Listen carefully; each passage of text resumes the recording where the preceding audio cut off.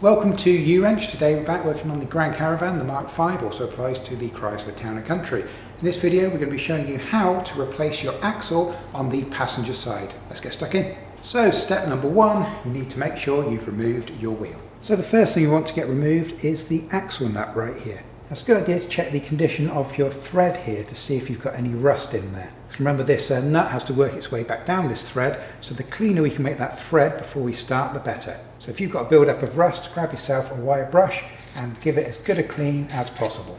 Once we're happy with the thread and we've cleaned that up, next we're going to put a little bit of penetration fluid both on the back of the nut and on the thread here. And what that will do is that will soak in, and that hopefully will make the job just that little bit easier, especially if yours does have some corrosion.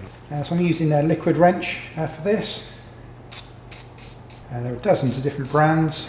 WD-40 do a pretty decent penetration fluid as well. That's quite cheap on Amazon. We will have some links on Amazon for you if you don't already have penetration fluid. But sometimes it can make the job a heck of a lot easier. Now, before we remove the axle nut, it's important to note that in the Dodge and Chrysler workshop manuals, they say that these are a single-use item. So every time this comes off, it's meant to be replaced with a brand new nut. And unfortunately, these are really expensive. We know from experience, these are around $25 Canadian for one nut, which is what, $17, $18 US, which is a ridiculous price for a single nut. However, what you might well find is on your brand new axle, it may well come with a brand new nut. We'll take a look at that when we have a look at the axle a little bit later in the process. So with regards to the socket, we're going to need to get this off. If you buy a proper hub nut set, it will come with something like this. But unfortunately, these are often too short. We can see that the end of the axle here, the thread, sticks out quite a long way from the nut.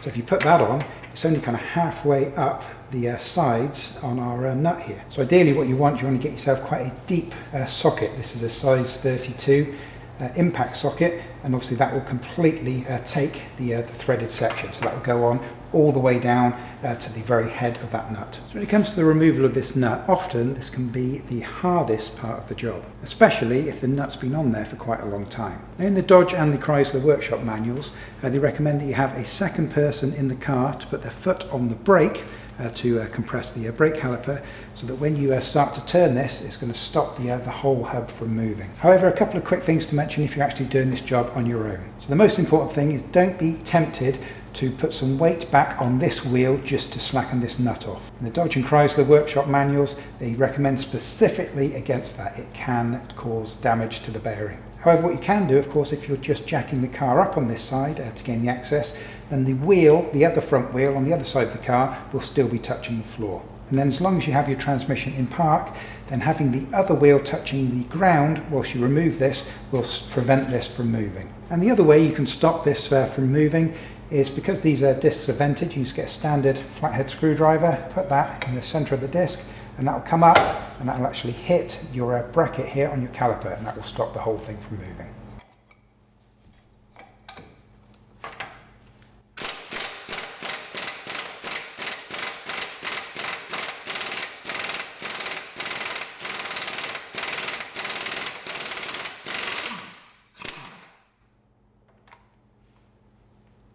So now we need to make sure that our axle can move backwards and forwards within the wheel bearing. Just give it a bit of a push. See, this one's nice and free. And the reason for that, as you can probably see, our wheel bearing here is almost brand new. We recently did a wheel bearing replacement on this vehicle, and so this has all been properly lubricated. So that's ideally what you want to see when you get to this stage. However, what if you get to this stage and you try and move it backwards and forwards and it doesn't move at all? Well, the best way to do it is to see if you can loosen it up using a lump hammer. However, what you don't want to do is you don't want to start hitting the hammer directly on the end of the axle here. And we're going to be replacing the axle, that's the whole point of this video, but we really don't want to cause damage to the end here. So it's much better practice to take your old nut, put that on a few turns, then grab your lump hammer and hit it directly onto the nut. However, one step further, what if, even by hitting it with the hammer, you literally can't get this to move at all? But then unfortunately we'll need a slightly heavier duty equipment. Something that's called a slide hammer is particularly good for this job. Now, if you do get really stuck, we have done a full wheel bearing replacement video that shows the replacement of this, and we had problems separating the axle from the old wheel bearing. And so if you've got that exact same problem, we'll add a link to the wheel bearing video so you can go down and you can check that out. But to be able to do that, you would need to strip this down further. For example, the caliper and the rotor both have to come off. But for the majority of people watching, hopefully you should be able to get this moving, worst case scenario, with a few smacks with your lump hammer. It's now come in behind the rotor, and what we're looking for is our tie rod end, which is just here. And you see it comes up through the knuckle, and we have a nut that we need to remove right here. A little bit of penetration fluid, just to help make it a little bit easier. And this is a size 18.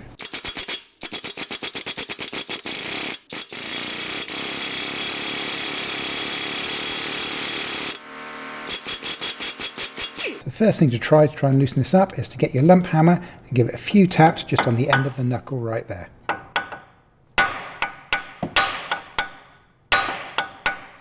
As you can see, that is unsuccessful for us, and you don't want to hit this too hard because remember this knuckle here is only aluminium, so you don't want to be hammering away at this with full power, but it's often worth giving it a few taps because sometimes you can get lucky. We've got quite a build up of corrosion in around the base there. So this one's going to be a little bit trickier. Another thing you can do if you think that you're close is just to get your old nut and just put that on the top there and give that a couple of hits with your hammer. But again, don't hit this very hard. You don't want to damage the nut. This nut needs to be reused. Now if yours is really stuck, as ours is, unfortunately you're going to need a tool such as this. This is a tie rod removal tool. And as the name suggests, this tool is designed specifically for handling these kinds of joints. And they're not crazy expensive, these tools, but they're really, really handy. You can buy them individually and also as part of a front service set. And we'll add Amazon links for both of those into the video description below. So if you get unlucky like we do, it's really good to have a tool like this on hand. So we'll clamp the jaws in nice and tight on either side, and then bring this down onto the top right here.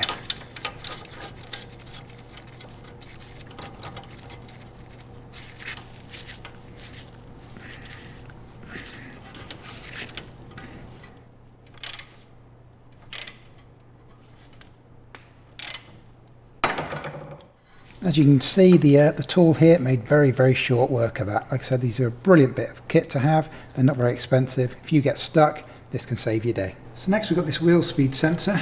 It connects into this little bracket here, and we've got a little bolt to remove here. And it's a size 10.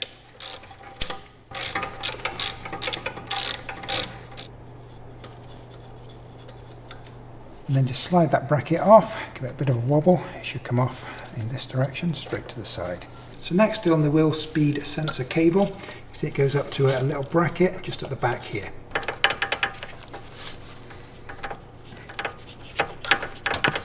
This is the grommet that we just released here. If you follow it back, it goes underneath here, and we have an electrical connector right here. We've got these two plastic clips just come in behind those.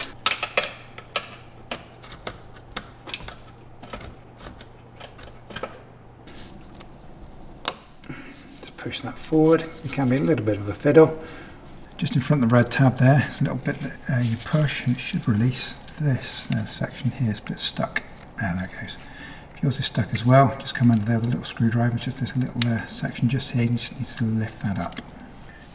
And then with that lifted up, you should be able to pull the two sections apart. You see just in the centre there, I don't know whether you can see that, but just in the middle there's a little locking pin just in there.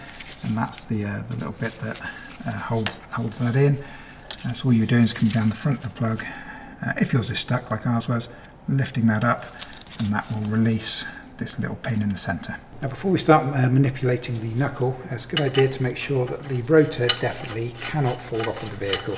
It should be able to, so we've still got our caliper and everything on there. The likelihood is very, very slim, but let's make that likelihood 0. So next we're going to remove these two bolts that connect our suspension strut onto the knuckle. So again, as before, check the ends for corrosion. If you need a bit of a clean up, grab your brush and give them a good brush. And then a bit of my penetration fluid on these again, both sides, and top and bottom. These are 21 on both sides, and you should counter hold here on the bolt end. Now this bolt does actually have splines on it, as you'll see when you take it out, so chances are it may not move, but sometimes it can, so it's always worth counter holding it on this side whilst we take the nut off on this end.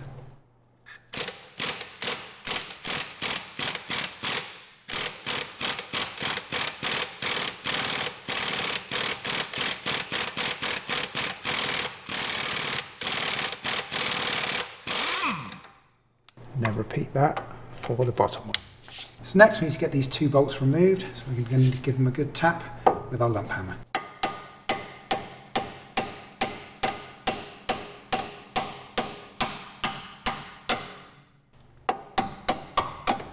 Now just remember when you remove your final bolt that we have nothing holding this in, and so the whole of the knuckle will be able to lean towards you, which is what's going to allow us to remove our axle from the rear of the hub. And when we lean it forward, remember we do have this brake line, this flexi hose here that's attached onto our caliper. And we don't want to put too much pressure on that, so you want to bring it forward but control the weight coming forward. You don't want to just let it lean forward of its own weight. Just control it and don't bring it any further forward than you need to get the axle removed from the back of the hub. So I'll take the weight of the hub, draw it forward and push this bit back as far as I can. Turn my hub a little bit, so I don't put too much pressure on that brake hose. Let's see if we can get this out.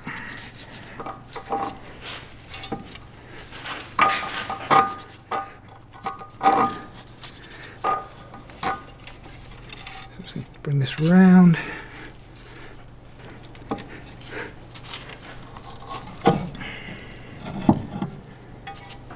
So cable tie through here. I'm just going to tie this up. You don't want to leave the weight hanging there. If you've got a washer on the front here, now's the time just to remove that, put that safely to one side. So you can see it's quite a tight fit, but you just need to keep manipulating the knuckle, and this is why I was kind of turning it around in this direction, just to keep the pressure off of our flexi line on our caliper there. But with a bit of manipulation, as you see, it will just squeeze out. So at this position now, so this is ready to come straight out in this direction. However, before we do that, what we want to do is just make sure that this cannot fall from the vehicle. So we've got the link here for the anti-roll bar. I'm just going to put that around there temporarily, and this isn't to take any weight as such. This is literally just to stop this whole axle accidentally falling from the vehicle, potentially causing injury. So next you need to come underneath the car, and this is the oil pan right here. This is the oil drain plug, and just past that you can see this is the end of our axle right here. So I'm just going to put a bit of our penetration fluid into the joint here, hopefully make it a little bit easier to separate the two. So next we need to give this a few taps. It's best to use a rubber mallet first of all, see if that can do the job. If a rubber mallet won't do the job, then we'll have to upgrade to a lump hammer. Let's see how we get on.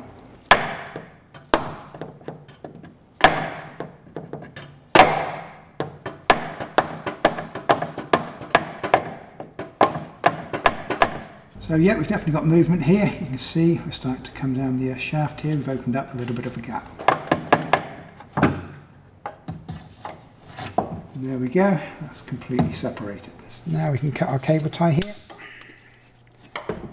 Just bring the whole axle through and away from the vehicle. So when it comes to buying your replacement axle, it's important to note that they are different for passenger and driver's side, so make sure obviously you get the right one. And with regards to price, if you wanted to get a genuine one, a genuine Dodge one, you're looking somewhere around the $370 mark. And they don't come with a new nut, so you're probably going to add another $15 or so on top of that. So you're looking at close to approaching $400 for the genuine part. And of course that is each side, not for repair. So if you're doing both sides, you're looking at close to $800. Alternatively, you can go non-genuine. This one we have here is a brand called Auto Shack. And these will set you back around $80 each side. And as an added bonus, these do come with a brand new axle nut. So these aftermarket ones are around a quarter of the price of the genuine Dodge ones. However, are they as good as the Dodge ones? Well, probably not, but are the Dodge ones 4 times better than these? Again, Probably not. So the choice on which one you buy will come down entirely to what your particular budget is for your job. As I mentioned, these ones are around $80 per side, and we will add Amazon links to these into the video description below. So if you like what we do here at U-Wrench, please be sure to help support us and use our Amazon links. So let's go ahead and get this fitted onto the vehicle. Now before we fit this, what we want to do is try and make sure that when we need to remove this again some point down the road, it's as easy to remove as possible. So to allow us to do that, I'm going to take some copper anti-seize, and we're going to lubricate the inside just here. If you don't already have some copper anti-seize, we will add some Amazon links into the video description below. But whatever you do, don't skip this step. Don't be putting these on dry. You really need to protect them, because otherwise you'll have a nightmare getting these off in the future. So we get a generous quantity on the inside, and just make sure it goes right to the very end and right to the front. So we've got a little brush here. It really doesn't matter how much you put in. It's better to have a little bit too much rather than not enough. So this is what the axle is going to be fitting back onto. I've just given this a wipe to get rid of all the old grease. So I've given that a little bit of a quick clean up, and I've applied my new grease onto the axle itself. So let's feed our new axle through our gap here. And get it lined up. Just there. Now to get it on, you just have to give a few shoves. You kind of want to keep it as straight as possible, so not put too much strain on the joints. And if pushing it won't quite get it, you can always give it a tap on the end here with a rubber mallet.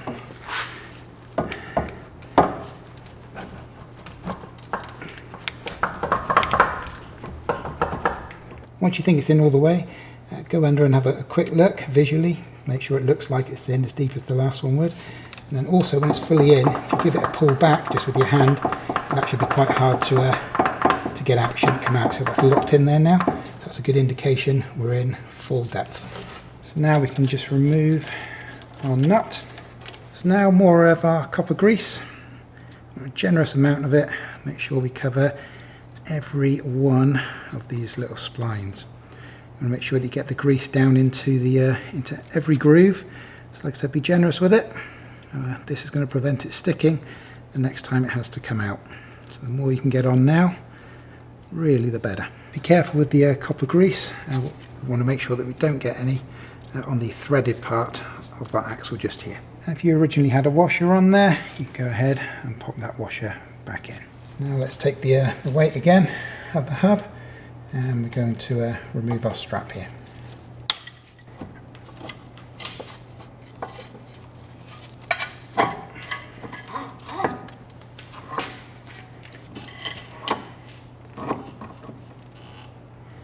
Straighten that up, and we should hopefully start to come through the front there. Now I get one of my bolts back in for the suspension strut.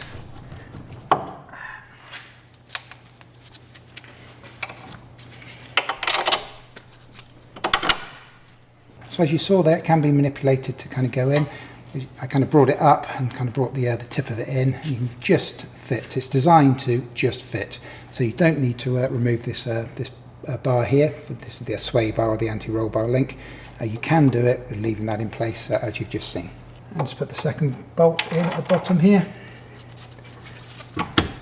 Good. So we'll tap these back in with our lump hammer.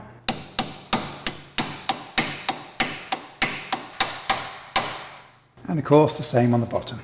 Remember, we need to counter hold as we tighten these up.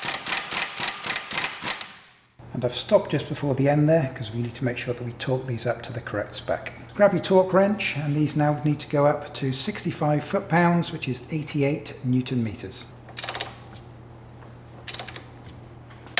Now in addition to our 65 foot-pounds, 88 Newton meters, the Dodge Workshop manual requires a 90-degree turn. So once you've got that up to spec, I'm going to put this on again. I'm going to turn that exactly 90 degrees. Now you shouldn't need to counter hold because we're snugged up now, but keep an eye on the nut just there. Make sure it doesn't move when you're getting the extra 90 degrees.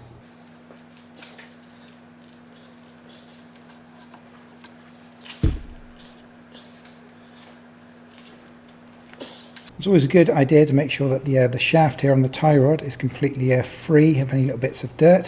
So I'm going to grab a little bit of brake cleaner Let's give this a bit of a wipe down. Be careful, you don't want to get the brake cleaner on the rubber.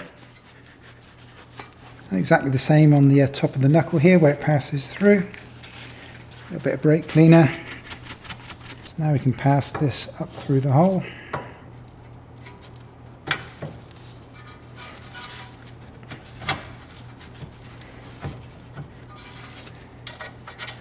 And look at getting the nut fitted back on. Now when it comes to doing the nut up, it can be a little bit tricky because what will happen is as you do this nut up, that whole shaft will want to turn. Now the way to stop it from turning is to put pressure upward to jam it in.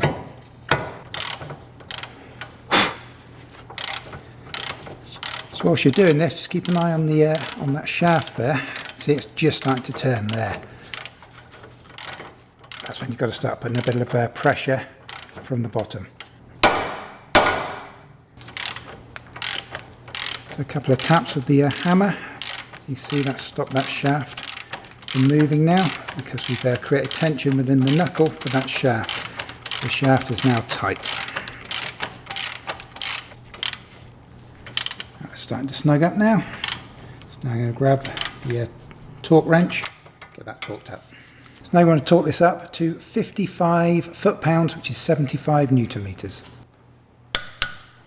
So now we'll do our wheel speed sensor cable. Make sure you bring it in behind your flexi hose here.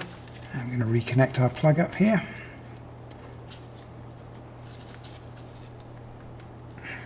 That pushes in all the way, and then lock it in with the little safety tab, little red tab there. And bring the connector up. Remember we've got the two holes up there. Those two little plastic tabs need to push all the way in like that. And next, remember we've got this little grommet here. It used to go in just here next to our brake line.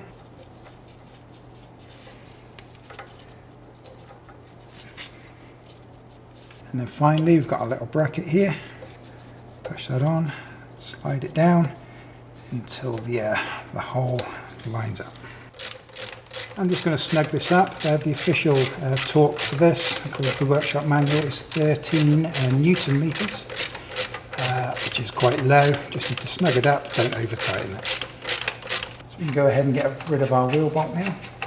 Just double check that your axle is moving freely inside the bearing. As you can see, this one's absolutely perfect. Pull it all the way forward. Now we're going to be fitting the axle nut. I'm reusing this axle nut because this has only been on the car literally for about 2 weeks, and this is the genuine one that costs about $20, so we're going to be reusing this one.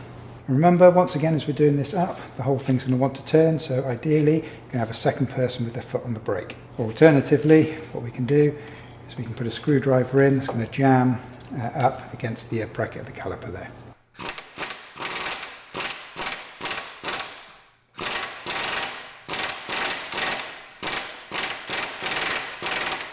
Just be careful when you get near the end because we do have to torque this up, so you don't want to over torque it with your air gun. So now we're going to grab the torque wrench and torque this up. This is 118 foot-pounds, which is 160 Newton meters. So now I can go ahead and remove my screwdriver. Looking at the face of your rotor, chances are you've probably got some copper grease which came off of your hands during the job. So let's grab some brake cleaner. And we'll just make sure that we don't have any grease that's going to soak into our pads. So there we have it. That is how to replace the axle on the Mark V Grand Caravan. Also applies for the Chrysler Town & Country. So now you can go ahead and refit the wheel and you're good to go. Speaking of which, it's always a good idea to give this a quick test drive, either on your drive or just on your street. You don't want to jump in the car and go down the highway after doing any job like this at 100 kilometers an hour. Give it a good little test your steering in both directions, give that joint a good feel, make sure that there's nothing clicking and nothing popping, make sure you're happy with it before you take it on a long journey. So thank you for watching, we really appreciate it. If this video has been helpful for you, we always ask you please take 1 second out of your busy schedule to at the very least be sure to hit that like button for us. It really helps us out. Likewise, please do consider subscribing. We've got loads more great Grand Caravan videos on our channel just waiting for you to check out. And if we've really helped you out, maybe saved you some money along the way, you might also want to consider that super thanks option. So thank you again, we appreciate it, and we'll see you on the next video.